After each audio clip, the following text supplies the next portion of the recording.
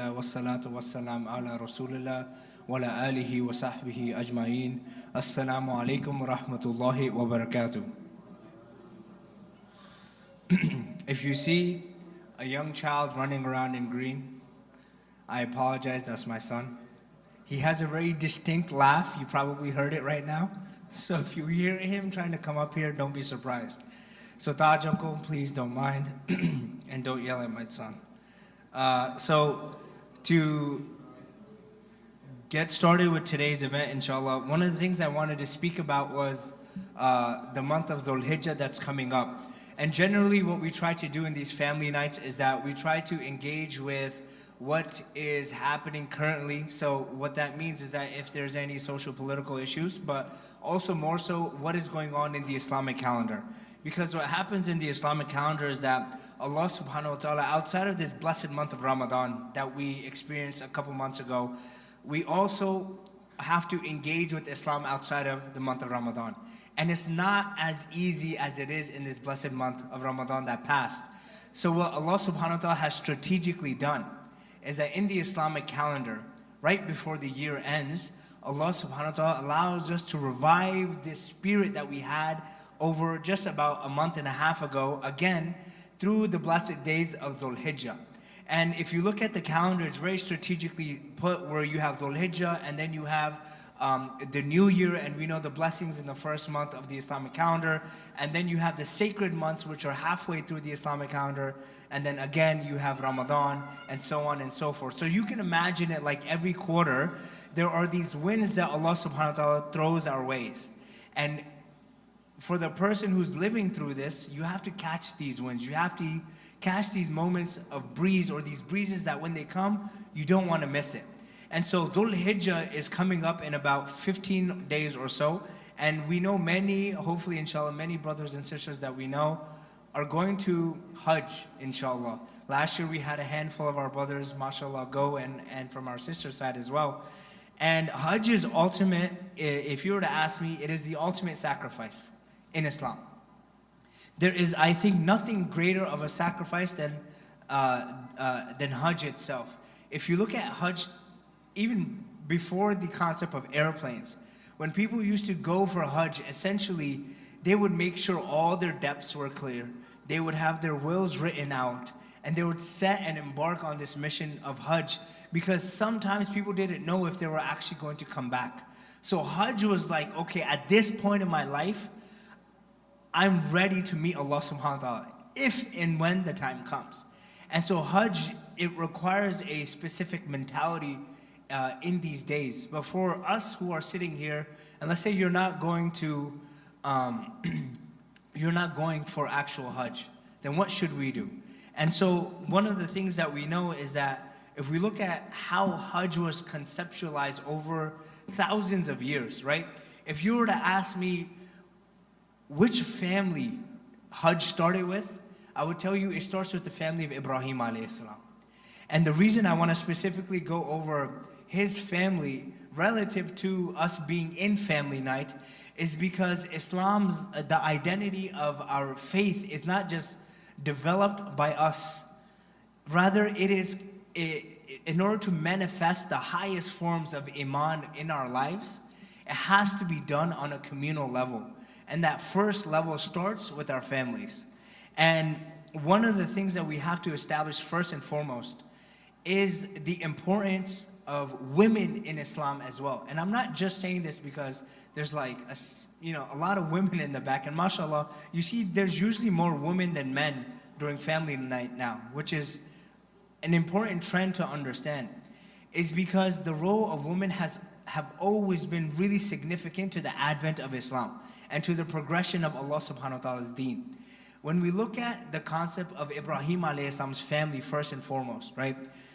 The first marker or the first event that happened in history that we also do in Hajj is actually the actions of Hajar alayhi salam, or the wife of Ibrahim alayhi salam. And as we know, when Ibrahim alayhi salam, he first migrated to the land of Makkah, and we all know the story. Essentially, he has a dream that he has to take him, his wife, and his son Ismail alayhi salam at the time, and he has to go and take them to where we know today as being relative to where the Kaaba is, right? Go there, drop them off, and leave them. And what's so profound about this story is that the most striking thing in this entire story is not just the challenge that Ibrahim alayhi salam has to go through. And generally when we study this story, it is through the lens of Ibrahim alayhi salam. But for a second, I want us to step back and look at it through the lens of Hajar alayhi salam and what it means to believe for her. If we look at the story, think about it. Faith does not develop overnight. It's not that Ibrahim alayhi salam told her and she said, yes, I'm going to follow you to the ends of this world. No. There is years of struggle that she has already been through with Ibrahim alayhi salam. Years of not possibly having a child, and then finally being blessed with it, and then all the different trials that she had gone through in her earlier life as well. And so at this point, you can imagine the iman of Ibrahim alayhi salam going through all that he has, but also his wife as well. And so they both embark on this journey together. And I want you to think for a second. She's extremely intelligent. For her to be the wife of Ibrahim alayhi salam, she has to be somebody with not just high IQ, but emotional intelligence as well, because she's going to be the mother of Ismail alayhi salam, aka she is the mother, like when we call Ibrahim alayhi salam the father of Islam, she's the mother of Islam, right? The Prophet's lineage originates from her and Ibrahim alayhi salam. So she is somebody who's very, very intelligent. Now when she goes on this journey alongside Ibrahim alayhi salam and her son, we all know that she probably knows that some test is bound to happen. Ibrahim alayhi salam does not just get up in the middle of the night and start going, in which she doesn't also realize that what's going on, right? Because during that travel, there's obviously conversations, right, that are going on, and maybe some things that she's thinking about, etc. So now fast forward this story, because I want us to think about how these people actually reacted in the moment. And the only way to actually do that is try to envision as though we're walking in their footsteps. And actually that's the meaning of seerah. The meaning of seerah is that you're walking in the same footpath or the same steps or the same shoes as the person you're learning about. So now imagine going on this journey that Hajar alayhi salam has to go through. And she goes through this journey, and as we all know, very famously, the incident comes where she stops at a certain point and Ibrahim alayhi salam starts to walk away from her. Yeah? And in that moment, you can see, despite her being the wife of a prophet, despite her also probably anticipating this moment, she starts to ask some questions. And she says, you know, why are you leaving us? Think about it. She already understood that he's leaving them, right? She could have just followed behind him. She didn't, but she understood what was going on. But she started to ask him, or to try to help conceptualize why she's being asked to stay there. And so she asked him a few times, he doesn't respond. And then as we know, Ibrahim alayhi salam, he leaves the picture. So now it's just her and her son. And so after some time, they run out of food and her child starts to cry. Now anybody in this room, if you've had a child who's under the age of 1 and they start to cry for food, they will cry for hours and hours and hours. And it is very, very stressful if you do not realize that the child needs food, right? Or is asking for milk, whatever it may be. And so generally, if we're in our households and the child or the baby is crying, and I know this, right? Because I'm very, fresh off of this, is that nobody can think straight. Like when you hear a child crying in the house, if it's more than 5 minutes, forget about it. Everybody, like you can't concentrate. If you're working from home, you're like begging your wife to do something to make him stop crying, whatever it may be. We actually, men sitting, we actually have less patience in those type of moments. To be honest with you, me specifically, if I hear too many noises, I can't even focus on anything. But this is one of the unique attributes of a mother, is that Allah subhanahu wa ta'ala has given them such high bandwidth in order to hold other people's emotions. They're able to work certain things out. So her being the mother that she is, obviously Ismail alayhi salam is crying profusely at a certain point. And crying so much so that she starts to run. And she starts to look for sources of water. Now, what I also want to mention here is that she just walked to this place. So she saw everything that was happening before she got to her point, before she got to her designation. She knew that she's walking in a desert. She actually noticed that there was no water around as she was approaching where she was. But she still ran. And so now you can imagine what's going through her mind. What is going through her mind? As she's running, she knows, she remembers very vividly probably where to go, right? Because she's going between two hills specifically, hoping that there might be some water, because she probably scouted the area out as she was approaching the area of Makkah. And so as she's running, as we know, 7 times between this specific location on this track, I want you to just try to understand what's going through her mind. You know, every single parent in this room, the thing you fear the most is letting your kids down. The thing we fear the most is not being able to provide for our kids. The thing if I told you tomorrow, and why are people so scared to speak the truth sometimes? Because they are scared that they might get laid off or something like that might happen, right? But the fear is not actually at work. The fear trickles down is that, what if I can't have food for my kids tomorrow, right? What if they open that fridge and there's nothing there? And so her knowing this is, now she's running back and forth, back and forth. And in this, you can imagine what her relationship like was Allah subhanahu wa ta'ala in this moment. And the reason I bring this up is that many households will go through such a difficulty in which it will seem as though you've been running back and forth forever. And such difficulties, when Allah subhanahu wa ta'ala brings it into our lives, it can feel as though we are searching for water in a desert. And in these moments, or in these lowest points in our lives, is when we see Allah subhanahu wa ta'ala, He transforms our reality. In Hajar alayhi salam's struggle as she's running back and forth through Safa Marwa. And you know, this place is iconic today, right? This place is so beloved to every single believer. It is literally footsteps away from the Kaaba itself. And she's running back and forth in the middle of the desert. And then, as we all know, Jibreel alayhi salam, or an angel, comes and he taps his heel or his wing on the ground, and from it, Zamzam water starts to emerge. And Zamzam, as we know, means stop, stop. Because she saw the water emerging from, which we know is a miracle, and she was so worried that the water would get absorbed back into the dirt or the sand that she started to build a well around it.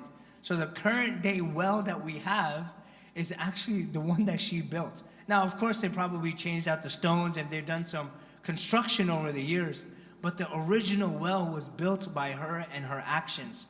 And so every single person, you know, if you go to the Kaaba, even if you go to Medina, they have Zamzam water everywhere. And so each and every single person who drinks that water, she's getting a share of those good deeds back to her, because it started with her sacrifice. And so when we think about the role of women in Islam itself, I think that there is no greater example than the example of Hajar alayhi salam.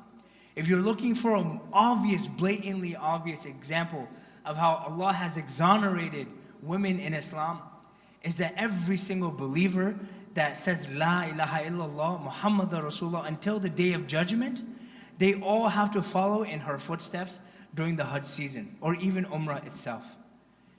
And so sometimes there's a notion maybe in the West that Islam, they don't respect women, or they do not hold them to a certain standard. If we just study the very life of Ibrahim alayhi salam, who is literally the reason for many of our pillars that we actually practice today, we'll realize one glaring thing, that it is very obvious that this was not purposely put in there. Rather, this is a story that every Christian, and of course they don't really honor and recognize Ismail alayhi salam, and rather they probably attribute it to Ishaq alayhi salam. But nonetheless, for us, this is an honor and a glory. And why do I bring this up specifically in retrospect to why we're here today? Is that if you look at the concept of prayer itself, salah, and I've spoken about this in one of my khutbahs as well. If you try to understand what is the purpose of salah, right? Why do I pray 5 times a day? Why am I told to pray Fajr at this time, Dhuhr, Asr, Maghrib, Isha, etc.? And if you do a linguistic analysis of how salah is used in the Quran, for example, it's very remarkable that 87 times salah is used in the noun form. And when it's used in the noun form, almost every other time it's used with wa aqama as-salah, right? Establish the prayer. And so generally our perception of salah is that salah is about just engaging with Allah subhanahu wa ta'ala, having a mindful focus with our Lord. But if you were to ask me, that is the very beginning of the purpose of salah. Salah opens the doors for our relationship with Allah subhanahu wa ta'ala, no doubt about it. But dua also does the same thing. Dhikr also does the same thing, right? And if you look at it, maybe somebody could say, well, you know, the Quran is also recited in the salah. So maybe the purpose of the salah is that it is the best place to recite the Quran. That's why we're recommended to memorize it, because Allah subhanahu wa ta'ala is speaking to us through this. But that's also the case. You can also make the same argument that the Quran, you can actually focus more outside of salah. You can actually read tafsir and you can do analysis and you can deep dive in it. So then what is the higher level or higher purpose of salah? If you were to ask me, it goes back down to a few fundamental basics. Those fundamental basics start with a few hadiths that we know from the Prophet ﷺ, in which he says if you pray in congregation, it's 23 times the reward. Yes? If you pray in certain masjids, if you pray in the haram, right, at the Kaaba, how many more times is the reward? 10,000 times. 10,000 times. And so when you look at the scales, the Prophet ﷺ doesn't say that if you are able to shed more tears, your reward is multiplied. But rather, you coming out of your homes and you praying in congregation, and the higher the level of sacrifice that you have to get out of your house, the higher the level the reward is. And why do I bring all this up? Because the entire struggle that Ibrahim alayhi salam, Hajar alayhi salam, and their son Ismail alayhi salam, you look at that whole thing. What does Ibrahim alayhi salam make dua for? Right? Throughout all of these stories that we know of Ibrahim alayhi salam, if you go to the Kaaba today, you see the maqam, right? You see where he used to make dua. Like there's a specific stone that he used to make dua on, and his feet are engraved in that stone. Like, you know, if you stand on something for a long time. Can you imagine how much dua Ibrahim alayhi salam used to make? That the stone he used to stand on got warped from his feet standing on there. And we know time and time over and over again, Ibrahim alayhi salam was obsessed with one specific thing. And he was obsessed not about just his akhirah, he was always obsessed about the akhirah of every single person who would come after him. And so he was not focused just on himself, he was focused on building a community, which is why he's known as what? The leader of mankind. Allah subhanahu wa ta'ala introduces Ibrahim alayhi salam to us in the Quran, in Surah Baqarah, in the very first few pages, by saying we have made him a leader for mankind. And a leader is somebody who not just focuses on themselves, but he takes it upon himself to make sure every single other person is cared for as well. So this whole struggle that Hajar and Ibrahim alayhi salam and their son, all of that story up until the sacrifice, all of that was laying the groundworks on teaching us what it takes to build a community. The number or the level of dua it takes, the years of sacrifice, the thousands of years that it took for Rasulullah ﷺ to be born into existence, and how he finally completed the dua of Ibrahim alayhi salam. All of that so you and I can worship together. So if you ask me what is the highest level of salah, what is the highest form of ibadat, it is one that is done in unity. It is one that's done as a community. It's not done just by ourselves. Ibrahim alayhi salam could have just decided to, you know what, not be in the social or the public sphere whatsoever. But wherever he went, he always spread the da'wah of Islam. He always tried to spread righteousness since he was a young boy. And he was very strategic in how he did it. So why do I bring this all up? And why do I bring the example of Hajar alayhi salam? Is because commonly when I do mention this, the first thing that someone asks me, well, Brother Muheez, why is it so that women are told to pray at home? Why is it? And for the ladies, I want you to listen to this. Why are the women told to pray at home? And there are some fatwas overseas, obviously we knew from like the early 1900s, even till modern day, where some ulama, they say women should pray at home. But if you were to ask me, I think that is, of course, maybe there's a context and a reason for that. But if we are living in a country where somebody can send their daughter off to, some college out of state, or somebody can send, their daughter or their wife or their spouse, whoever it is, to go work 50 minutes away or wherever it may be, then how are we not okay with encouraging them to come to the masjid? I mean, if you're going to let them go out, then the number one place, especially for the men in this room, you have to bring your woman to the masjid. If you don't, but you're letting them see that it's okay to do everything else, then what type of precedents are we setting in our homes? What type of legacy are we leaving behind that Hajar alayhi salam left for them? And look, the whole story of Hajj is speaking to us about this, that every year we reconnect with these stories for this reason. Like it's engraved in our calendar with a purpose, that Allah subhanahu wa ta'ala is telling us, just remind yourselves of the stories of Ibrahim alayhi salam. And his stories everywhere in the Quran. And every single story of Ibrahim alayhi salam, it's filled with a dua of not just himself, but his parents, his offspring, his spouses, his future community, etc. And so if we want to think about how do we revive the sunnah of the Prophet ﷺ to the highest degree, how do we honor the legacy of Ibrahim alayhi salam, the question we have to ask ourselves is, number one, what have we done to establish ourselves within our community? Have we actually gone out and prayed? Do we actually believe these hadiths about the reward is multiplied by X amount? And now that I've put into perspective the role of women in Islam, is that what is our family's overall attitude when it comes to the masjid? Do we encourage our daughters to go for the Jummah prayer? And of course, it's not mandated for them, but why not go? They have the same rights as you and me sitting in this room. They have the same rights where they can go for Jummah, and their workplace in New Jersey cannot stop them. So are we encouraging that? And once we develop that level, think about it. When I come and I give the khutbah, I see a lot of men here, but I barely see women. But for the family night, I see more women and less men. It shows us that the demand is there. Every single person's heart is calling out for iman. Every single person's heart calls out for Allah subhanahu wa ta'ala. And this truth, this call from Allah subhanahu wa ta'ala is echoed from the highest of heavens. And the place where it's manifested, where it was supposed to be developed and harbored, was in this room. It wasn't supposed to be done just at home. There are specific settings, schools, environments, halaqat, whatever you name it, but we have to get out of our home. We can't just say, you know what, maybe our women folk, they can just watch Dr. Suleiman on YouTube and that's like enough for them. No, you kidding me, right? You know, at Masjid al-Falah this year, I saw something that was so remarkable.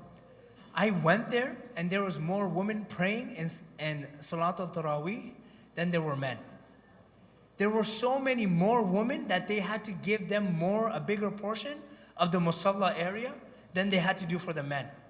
They even started having some organizations, and this is not just in New Jersey, in which they have something called young professionals, right? And basically you have somebody post-college and up until like the age of 32, 35, in which they invite, they invite them to come out for an event like this, but it's only for that specific age group. And if you look at it, predominantly, the populace is women as well. And so, going back to the heart of the matter, right? If we don't strengthen our relationship with Islam, and we don't foster it in our households, then not only will the family crumble, but also you have to think about it, other people want this. there's a high demand because every single believer, whether it's man, woman, child, whatever you name it, each and every single heart calls out for this relationship with Allah subhanahu wa ta'ala. And so just to kind of wrap up and summarize today's discussion is that the month of Dhul Hijjah is coming up. And commonly we might just think of it as a month of Hajj. But when we look at this, one of the things I encourage all of us is that now that we understand the legacy that the family of Ibrahim alayhi salam, the work and just the years of sacrifice they put in to establish Makkah itself, the level of du'as that they poured over and over and over again. Now when we enter this month of Dhul Hijjah at the end of this month, we shouldn't just think about it as to who's traveling, or yeah, I have to fast during the days of Dhul Hijjah, or I have to fast on the day of Arafat, which everyone in this room should do. As the Prophet ﷺ said that if you fast on the day of Arafat, it's as though your sins from the previous year and the coming year are wiped away. But look at it at a deeper level. Look at it at a deeper level, and now when we read the Quran in these days coming up to the month of Dhul Hijjah, you see the story of Ibrahim alayhi salam in the very first few pages of Surah Baqarah. Put yourselves in their shoes. Put yourselves in their shoes and try to be in, or just try to imagine you being in front of these three individuals. And try to imagine that, you know what if I was put in this place? What if I was with them? What if my spouse was with them? What if my son or daughter was with them? What would be the legacy I want to leave behind as well? And so when we look at it collectively, we, one, have a greater appreciation of the role that Hajar alayhi salam had. And also there's a great role that Ismail alayhi salam also played in the story. And as we know, the ultimate sacrifice at the end, where Ibrahim alayhi salam's most challenging task at the very end, is that he is told by Allah subhanahu wa ta'ala to sacrifice his son. And Allah subhanahu wa ta'ala, he mentions this very briefly in Surah Hajj as well. But nonetheless, the reason I bring up Ismail alayhi salam is for the youngsters in this room, right? Because I'm talking about the parents, I'm talking about Ibrahim, I'm talking about Hajar alayhi salam. But what is your role? What role do you play in society? And Ismail alayhi salam, if you ask me, gives the best advice in the Quran, in my opinion. His father, Ibrahim alayhi salam, is going through the hardest moment of his life. He's been through a lot of challenges. Allah subhanahu wa ta'ala has tested Ibrahim alayhi salam like no other human before, and Allah subhanahu wa ta'ala recognizes that in Surah Baqarah as well. Nobody else was tested like Ibrahim. And in those final moments when he was told to basically sacrifice his son, or the test to see if he would do it, he actually asks his son, he tells his son, I saw this in my dream. And Ismail alayhi salam, he's a genius, because he probably already understood that Ibrahim alayhi salam was tasked with a challenge, that he was being tasked by Allah subhanahu wa ta'ala. I'm telling you, the prophets and this family is very, very unique. They are very, very intelligent. And so he read what was happening to his father just by looking at him. Because Ibrahim alayhi salam, he asked his son, and his son says, oh my father, do as you have been commanded to do, right? Do not hesitate, and you will find me surely amongst those who are the patient and those who will follow whatever Allah subhanahu wa ta'ala has decreed. And why do I mention this? Is that every single person at some point in our life will be going through something very difficult. And each and every single one of us, we will need an Ismail in our lives. We will need somebody to tap us on the shoulder and say, you know what, don't worry, you got it. Don't worry, I will back you up no matter what. Obviously in good things, but we all need an Ibrahim alayhi salam in our lives. So for the young children in this room, or those who are teenagers, or whatever age you may be, realize your parents, they have a lot going on in their lives. Realize the stress of parenthood is unimaginable. And sometimes they're worried about their work, their health, all these different things are piled up on them. And so the best thing you can do as a son or daughter is that you just go up to them, tap them on the shoulder and say, you know what? No matter what happens, we'll be okay. No matter what happens, I know that you'll try your best. And everything that happens is through the decree of Allah subhanahu wa ta'ala. So my dear father, my dear mother, do not worry, have trust in Allah. And if you can say that to your parents, I'll tell you what, man, a lot of the burden will be lifted off their shoulders. But there's so much to learn from the story of just this family. And we don't have enough time to deep dive into Ibrahim alayhi salam, but I'm sure you've heard so much about him as well. And I'm hoping that through today, we realize that there's other figures, and we have to really be able to connect with these stories as though we're witnessing them, in order for us to be truly transformed by their legacy, by their hard work, by their dedication and their examples. And if we can do that, you will see that our families will also exhibit the household of Ibrahim alayhi salam. Because those same qualities were all manifested in Rasulullah sallallahu alayhi wasallam. All of those qualities you see, once you study the seerah, you will have a greater appreciation of Rasulullah sallallahu alayhi wasallam, because he harbors the best from every single individual in our history. And he exemplifies it to the best of examples. You want to know somebody who's lost a family, their spouse, their children? Go read the story of Rasulullah sallallahu alaihi wasallam. You want to see somebody who's gone through starvation? Read about Rasulullah sallallahu alaihi wasallam. You want to see somebody who was the pinnacle of success, but still they stayed up hours and hours at night making dua for others? Learn about the story of Rasulullah sallallahu alaihi wasallam. And as we do these things and we engage with the Quran more, and we start to analytically start looking at these things from a different perspective, our love and appreciation for Islam will grow. But not only will it grow within ourselves, but it will be infectious to our families as well.